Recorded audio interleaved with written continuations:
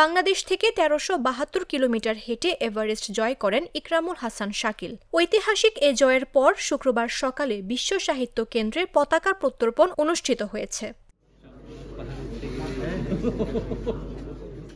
এ সময় আয়োজিত এক সংবাদ সম্মেলনে শাকিল দেশের বিশিষ্টজনদের হাতে পতাকা তুলে দেন। কক্সবাজার থেকে পায়ে হেঁটে এভারেস্ট জয়ের রুদ্ধশ্বাস অভিযানের কথা এ সময় তুলে ধরেন এই বিজয়ী। কিন্তু যমুনা ব্রিজের উপর দিয়ে হেঁটে যাওয়ার কোনো অনুমতি পাইনি, অনেক চেষ্টা করার পরেও। তো তখন মনে হলো যে আমি যেহেতু কক্সবাজার থেকে হেঁটে একদম জিরো থেকে পৃথিবীর সর্বোচ্চ চূড়ায় যাব, এই পুরো পথে আমি কোথাও কোনো প্রকার যানবাহন ব্যবহার করব না, সেটা মোটরেবলই হোক বা নন মোটরেবল হোক, পুরো চূড়া পর্যন্ত আমার পায়ের পদচিহ্ন থাকবে। তো সেই জায়গা থেকে যখন যমুনা ব্রিজের কোনো অনুমতি পাইনি, তখন একটা জেদ কাজ করলো যে আমাকে উপরে হেঁটে যেতে দিচ্ছে না, তাহলে সাঁতরে যাব। তো যদিও আমি সাঁতার এর আগে খুব একটা আমি ততটা সাঁতার জানি না বললেই চলে। তো আমার সাথে আমার আরো 7 জন বন্ধু সাঁতার কেটেছিল, তার মধ্যে এখানে অনেকেই আছে, বিশেষ করে হেলাল ভাইয়ের কথা বলতে হয়, শাকিল ভাইয়ের কথা বলতে হয়। এরা আমাকে পুরোটা পথেই সাঁতারের সময় পাশে ছিল এবং প্রচন্ড ঢেউ ছিল, বাতাস ছিল, এবং যমুনা নদী এতটা খরস্রোতা সেটা আগে জানতাম না। যদি জানতাম হয়তো বা আমি অভিযান সেখানেই বলতাম যে ফিরে যাই।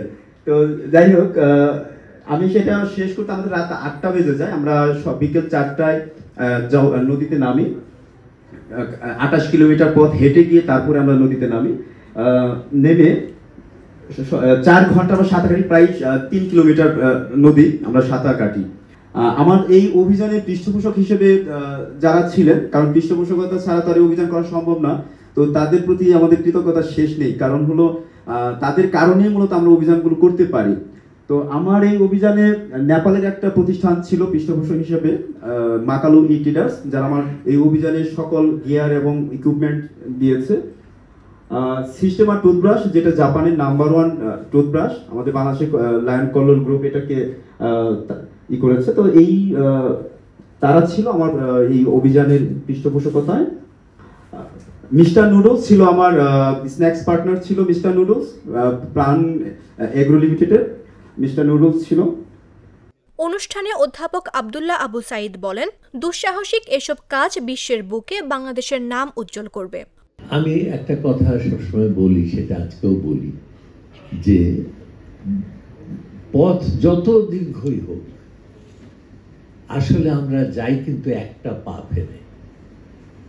কেমন এই যে রওনা হলাম, 1 পা, তারপরে আরেক পা, তারপরে আরেক পা, এরকম 1 লক্ষ পা ফেলার পরে আমি এভারেস্টের উপরে, তাই না? সুতরাং শেষ পর্যন্ত আমি কি 1 লক্ষ পা ফেলছি, মানে 1 লক্ষ করছি তা না, আমি 1 পা ফেলছি না। সুতরাং আমি এভারেস্টে চলে যেতে পারি 1টা পা ফেলে। কি করে সম্ভব? সেটা সম্ভব কারণ আমাদের মনের মধ্যে এভারেস্ট আছে। তাকে জয় করতে পারলে আমি ওই এভারেস্টকে জয় করব।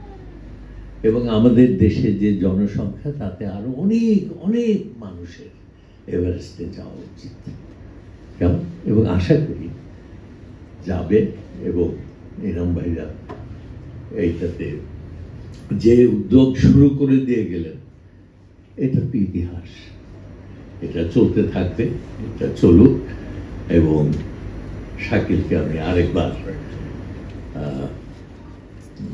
অভিনন্দিত করি। বিশ্বের বুকে বাংলাদেশের প্রতিটি অর্জনের দেশের শীর্ষস্থানীয় শিল্প গ্রুপ সারথি হিসেবে থাকতে চায় উল্লেখ করে প্রাণ এগ্রো লিমিটেডের জেনারেল ম্যানেজার মার্কেটিং তোষণ পাল বলেন, শাকিলের মতো আগামীতেও যে কোনো অভিযানে পাশে থাকতে চায় প্রাণ। প্রাণ হচ্ছে বাংলাদেশের প্রতিষ্ঠান, বাংলাদেশি অরিজিনাল প্রতিষ্ঠান, এবং বাংলাদেশের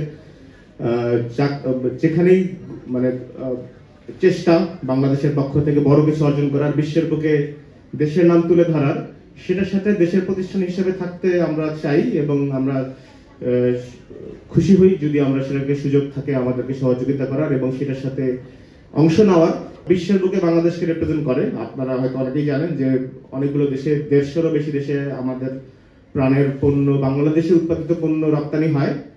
এবং আমাদের চেষ্টা হচ্ছে যে এই এই রপ্তানির মাধ্যমে এবং সারা বিশ্বে বাংলাদেশের পণ্যকে পৌঁছে দেওয়ার মাধ্যমে বাংলাদেশের একটা অভিযাত্রাকে সামনের দিকে এগিয়ে নিয়ে যাওয়া এবং যত বেশি সম্ভব বাংলাদেশের নাম বিশ্বের বুকে আরো বেশি তুলে ধরা ব্যবসা বাণিজ্য এবং অর্থনীতিতে অবদান রাখার মাধ্যমে।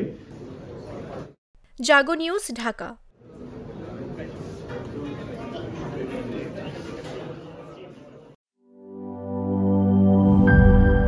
এই ঈদে জামা জুতো অ্যাক্সেসরিজের ডিসকাউন্ট।